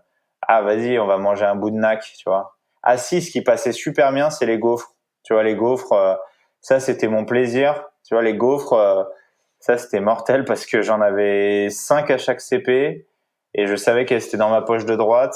Et à chaque fois que j'avais envie de me faire un kiff, et en fait, elles m'ont sauvé ma fin de course. Du Ventoux à l'arrivée, je savais que j'en avais 5 et je les ai mangés, quoi, tu vois. Ça, j'arrive encore à le manger, mais à un moment, tout ce qui était trop, notamment quand il faisait plus de 30 degrés, tout ce qui était vraiment soit sucré, soit j'avais du mal ou soit trop gras aussi, tu vois, j'arrivais plus à le manger, quoi. C'est compliqué, quoi. Du coup, je mettais un croc dans un sandwich, je chopais un truc, j'essayais de le manger. Ouais, c'est pas évident, quoi. Est-ce que tu as eu des longues périodes pendant lesquelles justement t'arrivais plus à bouffer et qu'il y avait rien qui passait, ou t'arrives toujours à trouver justement un petit truc qui va t'attirer et qui va te permettre de croquer un morceau, quoi? Ça dépend ce que tu appelles longue période, mais ouais, il y a des fois, j'ai pas mangé pendant 200 bornes, ouais. 200-300 bornes, ça m'est arrivé. Ouais. Bah, ça m'est déjà arrivé sur Paris-Dakar, tu vois. Une fois, j'avais pas il y avait pas de station-service ou de checkpoint pendant plus de 300 bornes et il y avait pas d'eau, pas à manger. Bah, j'ai fait 300 bornes avec 2 litres, quoi, tu vois. Et ça, c'est quoi? C'est quasiment plus de 10 heures, quoi. C'est 10-12 heures, quoi. Ouais, 10 heures de vélo, ouais. Quand tu fais 200-300 bornes. Ouais. 10 heures de vélo et où tu te dis, comment je vais faire? Et en fait, il me restait encore de l'eau. Tu rationnes. À la fin, quoi. Ouais, tu rationnes, tu rationalises tout ce que tu fais, tes gestes aussi, parce que ta manière de faire, tu réfléchis à des trucs cons, des trucs que tu as appris. Par exemple, je sais qu'il y avait des protocoles d'hydratation pour l'équipe de France aux Jeux Olympiques de Rio, où ils prenaient de l'eau dans leur bouche, enfin de l'eau avec des électrolytes. Ah ouais, j'avais des électrolytes aussi. Où ils mettaient dans leur bouche de l'eau, comme ça, ils la gardaient des fois 15 minutes, 20 minutes, tu vois. Et ça, je l'ai fait vachement. Je me suis arrosé un peu les bras, tu vois. J'ai essayé de laisser de l'eau sur mes bras. Ouais, après, c'est des logiques et ton corps, il t'envoie les bons messages. Ton cerveau, il envoie les bons messages et en fait, il te simplifie la tâche. Ça t'hydrate plus quand tu gardes l'eau dans la bouche, ou c'est quoi le... Bah, ça va dans les capillaires, hein. C'est comme les cocaïnomanes, hein. C'est ça va dans les capillaires sanguins qui sont dans la bouche là, et ouais, ça va direct dans le sang, quoi, et ça t'hydrate, ça fait de l'homéopathie. T'as des petites gouttes de minéraux qui viennent direct dans le sang et ça t'hydrate pas mal, ouais. Ah, c'est bon, ça. Je pense que c'est plus chaud à faire en courant qu'en Grave. J'ai essayé au marathon testé. des sables, j'ai cru que j'allais vomir, ouais. J'étais comme tu sais, tu respires pas, le gars, et ah merde, je vais crever. Respire.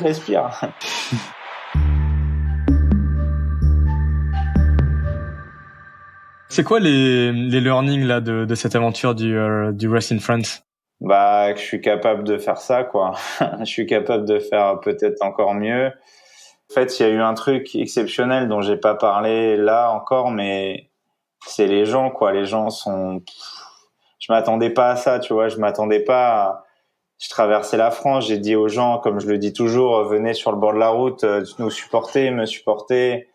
Et c'était dingue, tu vois. Je suis arrivé en Bretagne, déjà en Normandie, il y a 2-3 mecs qui viennent me voir et tout. J'entends un mec, la vie, bordel. Il avait déjà un panneau comme ça, tu vois, de 40 centimètres. Après, il y en a un autre qui est au milieu d'un rond-point, en plein milieu de la Normandie, de Bretagne, et il y avait marqué ostentatoire sur son panneau comme ça. Allez mec, lâche pas et tout. Tu vois, des mecs qui arrivent en vélo, qui roulent 2-3 km, 5 km avec moi, qui se rebarrent. Un papa qui vient avec son fils avant le premier CP, qui roulait avec moi, putain, c'était tellement émouvant en fait, tu vois. Je me dis putain, je peux pas lâcher quoi. Les gens sur les réseaux qui me disaient mais mec, t'es tellement inspirant, t'es tellement machin, et des fois c'était dur, tu vois, parce que je dis mais comment je vais leur rendre tout ça. Et en fait, j'arrive dans le Grand Cucheron et il y avait, je sais pas qui avait écrit mon nom comme si j'étais Alberto Contador pendant 3 kilomètres. Il y avait marqué Allez Steven pendant 3 bornes. J'imagine les gars qui étaient mes adversaires quand ils sont arrivés là, ils se sont dit mais ils ont dû péter un plomb. Le mec est assisté quoi. Le mec il a triché. C'est de la triche et je trouvais ça ouf, tu vois, que des gens à qui t'as donné quelque chose dans ta vie, t'as donné ton énergie. Tu vois, je me mets à nu quand même dans mes projets. Tu vois, je suis sincère, je suis singulier, certes. Je joue carte sur table. Hein, je suis toujours sincère avec mes mots. Enfin, comme je suis avec vous là, tu vois, je mâche pas mes mots. Je suis des fois dur, des fois hyper sympa, des fois trop touchant. Des fois, je vais trop loin parce que je suis trop ému ou machin. Mais je suis moi-même. Et les gens là, ils me l'ont rendu pendant 2600 bornes. Et j'ai chialé, quoi, parce que quand t'arrives dans le Ventoux où t'as une voiture qui arrive qui te dit allez Steven, on a fait 100 km pour venir te voir, et là tu vois un petit garçon et une petite fille qui s'arrêtent 500 mètres plus loin avec des panneaux la vie bordel, allez Steven, t'es le meilleur, tu vois, tu dis mais ils ont même pas 10 piges, quoi. Et il a couru avec moi pendant 3 kilomètres, tu vois. Et là j'étais trop ému parce que je me dis j'ai réussi à faire un truc, tu vois. C'est même pas Race Cross France, même pas je sais pas quoi, même pas gagner des courses, même pas.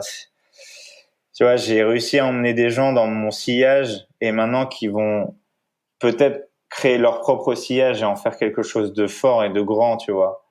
Et ça, pour moi, c'est le chemin de ce que devrait être un athlète de haut niveau. Mais ça, c'est ma vision à moi. C'est pas que faire des résultats, c'est emmener des gens parce qu'on est des rôles modèles, tu vois. Et les emmener vers le bien, vers le bon et vers notre philosophie qui est quand même hyper positive. Tu vois, on est quand même hyper avantagé. On a compris plein de choses, tu vois, prendre soin de sa santé, c'est un truc de ouf quand même. Dans nos sociétés, les gens, ils se détruisent constamment, quoi. Ils font n'importe quoi. Quand tu bouffes de la merde toute ta vie. La santé physique et la santé mentale. Santé physique et mentale, ça va ensemble. Faire du sport, prendre soin de soi, aller dans la nature, revenir aux essentiels, manger, dormir, respirer, tu vois, et pas toutes les conneries qu'on vous raconte tous les jours, tu vois. Et ça, c'est quand j'ai vu les gens au bord de la route, mais j'ai dit ouais, putain, arrêtez quoi, je vais mourir. C'est trop pour un seul humain, quoi. Tu sais, je me suis dit mais je suis pas Lady Gaga, mais j'imagine même pas ce qu'ils peuvent ressentir ces gens-là. Et j'ai fait ça avec moi, avec mon vélo, avec mes petites jambes, et je trouvais ça beau, quoi. Donc c'est aussi eux qui m'ont donné de la force parce que ils ont jamais douté de moi, alors que j'en doutais vraiment. À des moments, je me suis dit mec, t'y arriveras pas, quoi. Et à beaucoup de moments, sans mentir, à beaucoup de moments, jusqu'à 500 bornes de l'arrivée, je me suis dit mais mec, t'y arriveras jamais, quoi. Tu peux pas gagner, quoi. Il est trop fort, il est trop barjot ce môme. Il a pas nos codes, tu vois, il a pas nos codes de l'ultra. En fait, c'est comme si un mec sur l'UTMB, ce qui arrive, comme Jim Wemsley, là, qui part toujours à bloc. Le mec est parti, ce jeune là, il est parti, et il a roulé à 38 de moyenne. Et le gars a tenu à bloc en tête comme ça, jusqu'à Grenoble. Et je dis, mais il va tomber à un moment, c'est obligé. Et il n'est jamais tombé. Et ça, c'est une belle leçon pour moi, tu vois. Je me suis dit, t'es pas encore au bout de tes surprises dans l'ultra.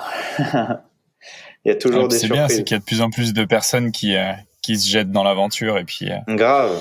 qui tentent de nouvelles choses.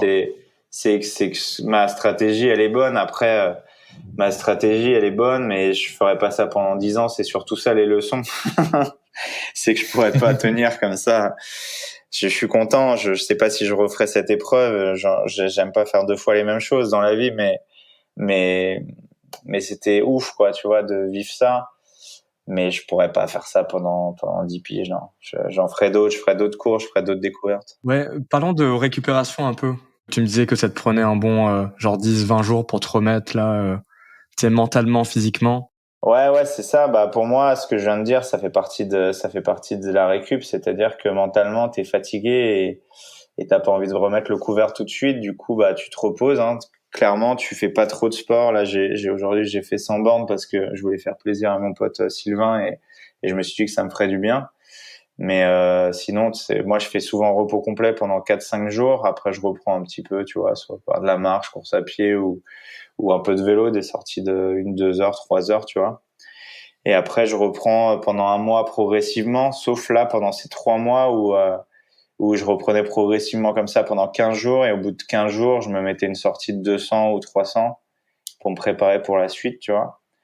Mais, euh, mais ouais, l'idée, c'est quand même de remettre le pied à l'étrier 15 jours après pour pas, prendre 10 kilos, tu vois, encrasser l'organisme parce que j'ai quand même d'autres choses qui arrivent, notamment la PTL, la petite trotte à Léon, la semaine de l'UTMB en août. Et après, j'ai un gros projet dans le désert de Gobi, en Namibie, en septembre, enchaîné avec l'Atlas Mountain Race, qui est pour moi une des courses les plus renommées du monde en ultra-endurance à vélo, off-road, que j'aimerais bien gagner aussi. Et du coup, ouais, c'est pas fini ma saison. Donc, faut récupérer, faut manger correctement aussi, tu vois. Pareil, hein, je mange ce dont j'ai envie. Évidemment, t'as envie de manger des trucs que t'as pas pu manger pendant un certain temps, là. Mais ouais, je fais attention à ma bouffe, je fais attention à mon sommeil. J'ai pas dormi 48 heures comme tout le monde peut penser. J'ai dormi mes 7-8 heures tous les jours là depuis l'arrivée de la course. Et puis j'essaie de reprendre un rythme de vie un peu normal, on va dire. Vu de l'extérieur, ça paraît vraiment complètement surhumain, tu vois, d'être capable d'enchaîner autant de manière aussi rapprochée. Tu sais, j'entends encore des trucs, tu vois, comme tu sais, des médecins ou des conseils de santé qu'on peut dire, comme faites pas plus que 2 marathons, tu sais, par an, par exemple. Ouais. Et tu sais, toi, t'enchaînes des courses de plus de 1000 kilomètres, tu vois, tous les mois, et puis ça continue encore toute l'année. Tu sais, est-ce que tu sais que comment tu approches ça, tu sais, est-ce que tu vois un risque à un moment donné pour ta santé, ou est-ce que au contraire tu penses que c'est plutôt positif, tu vois, et que ça te tire vers le haut Ouais. d'un point de vue Non, mais c'est pas très dur en fait physiologiquement. Évidemment, je dors pas beaucoup et tout ça, mais c'est pas plus dur qu'un marathon pour moi. Tu vois, ça fait mal, mais c'est pas pour moi. Race Cross Belgium 1000 km, ça tape, tu vois, mais c'est pas la folie. Tu vois, je suis jamais vraiment à fond physiologiquement. Tu vois, je finis pas par terre. J'étais fatigué, j'avais envie de dormir, mais j'étais pas démonté, tu vois. J'ai eu des trucs dans ma vie où c'était 10 fois plus dur que ça. Par exemple, quand j'étais coureur, pour moi, j'enchaînais 90 à 100 jours de course par an. C'était 10 fois plus dur. Quand je faisais des courses à étapes de 10 jours et que tu dois repartir 3 à 4 jours après pour une recourse de 10 jours, où tu dois tous les jours rouler à bloc 200 km, t'enchaînes, camion, transport, bam. Moi, je finis mon truc.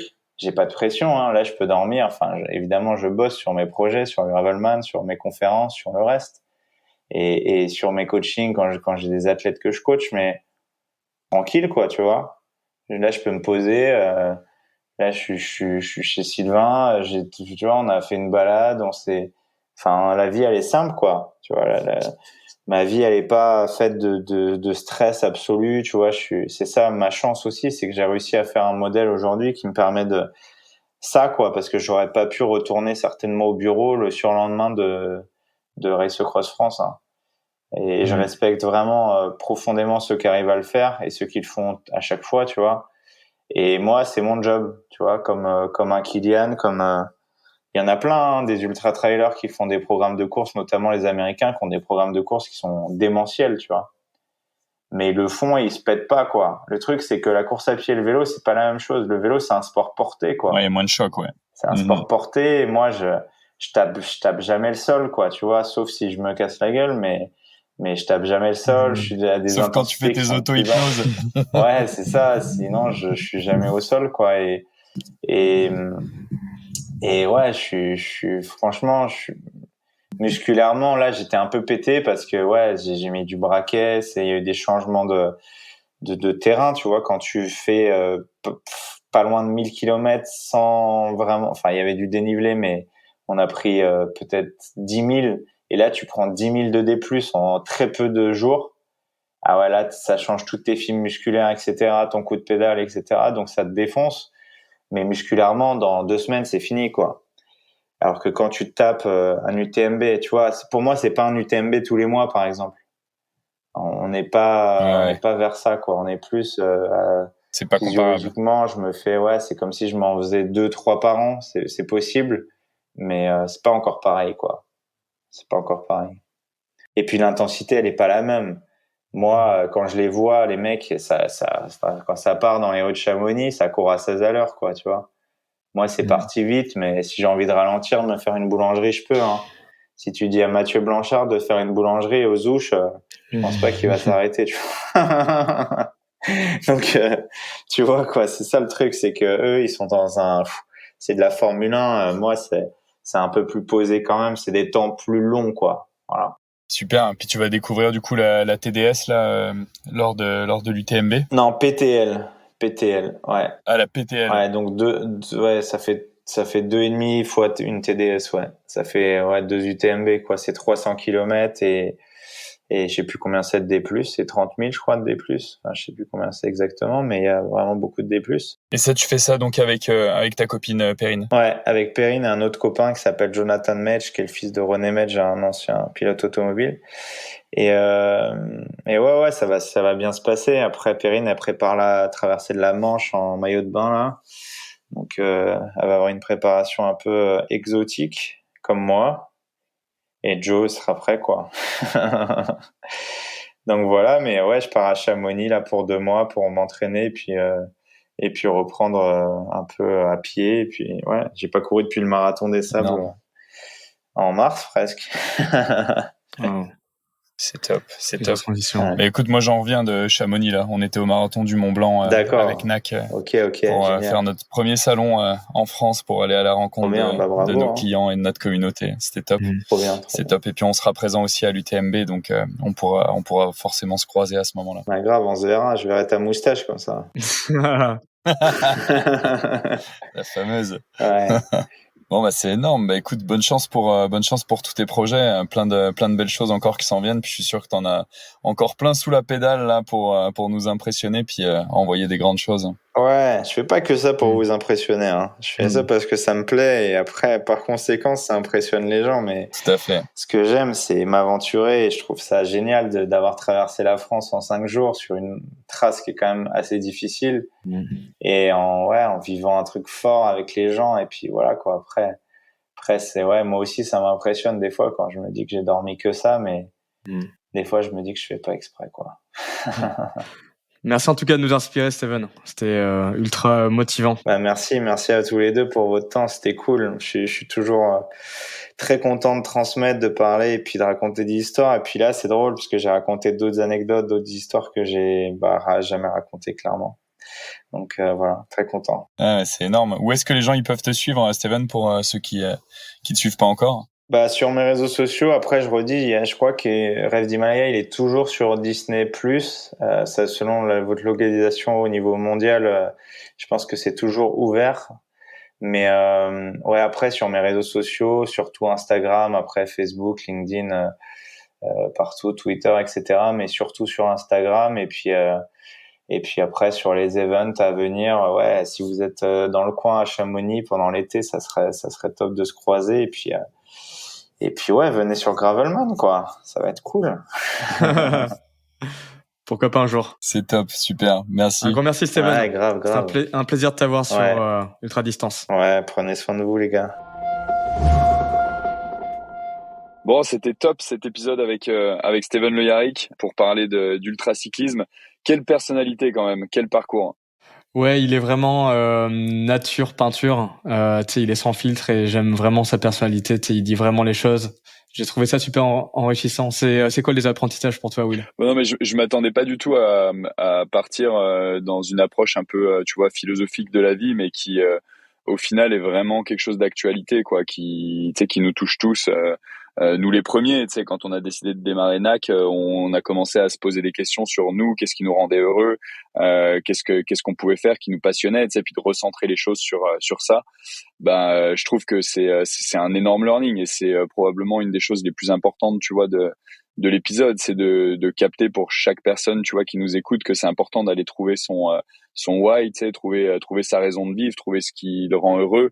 Dans le cas de Steven, voilà, c'est ça, de partager cette passion, de vivre, tu vois, d'aventure et dans un sens un peu d'air pur et d'eau fraîche, quoi, tu vois. C'est la vie pour lui et le bonheur, c'est d'être dans des magnifiques paysages, à pouvoir voilà, quoi, respirer, manger.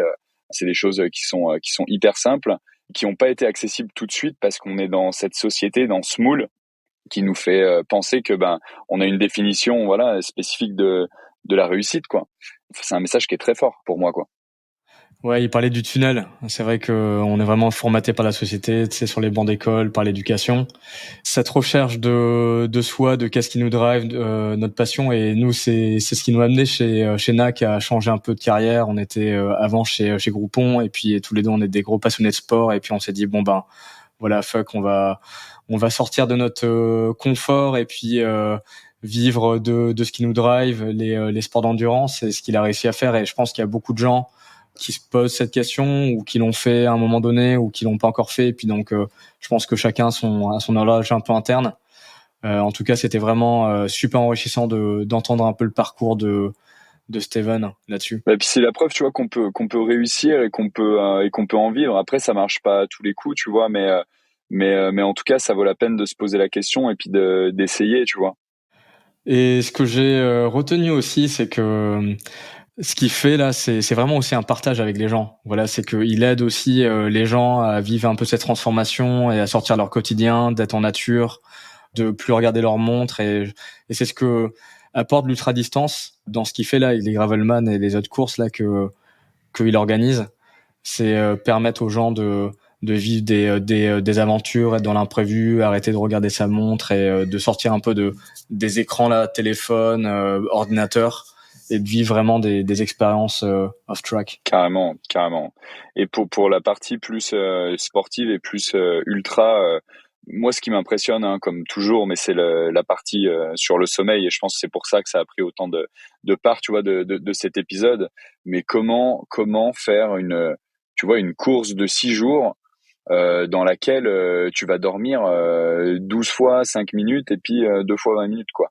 Enfin, je veux dire, j'ai l'impression que c'est quand même une capacité assez exceptionnelle, tu vois, qu'il a, dont moi, par exemple, je me sentirais pas capable. Genre, pour moi, le sommeil, c'est un gros ennemi, tu vois, sur des courses. Et c'est même quasiment ce qui me fait peur, tu vois, d'aller sur des formats plus gros où j'ai trop peur tu vois, de gérer cette fatigue-là, et j'ai le feeling si je me pose à un moment donné et que je m'endors, je vais jamais me réveiller, quoi.